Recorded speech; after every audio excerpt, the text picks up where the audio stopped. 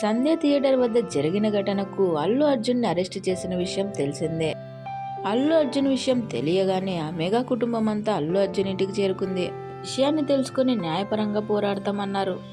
అల్లు అర్జున్ విషయంలో అటు mega family, ఇటు అల్లు ఫ్యామిలీతో పాటు అభిమానులు కూడా ఆందోళన చెందుతున్నారు.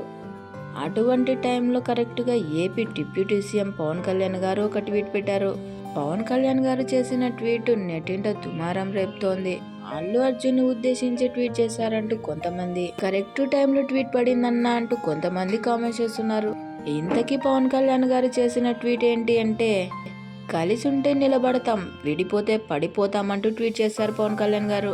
ఈ ట్వీట్ చేసింది అల్లు అర్జున్ కి కౌంటర్ గానే అంటూ కామెంట్స్ చేస్తున్నారు అభిమానులు. గతంలో కూడా ఎక్కడ పవన్ కళ్యాణ్ గారు అల్లు అర్జున్ విషయంలో ఎలాంటి ట్వీట్ చేయలేదు.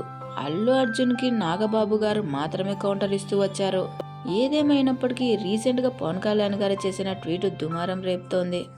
అభిమానులు మాత్రం కరెక్ట్ టైంలో పోస్ట్ పడింది అంటూ కామెంట్స్ పెడుతున్నారు.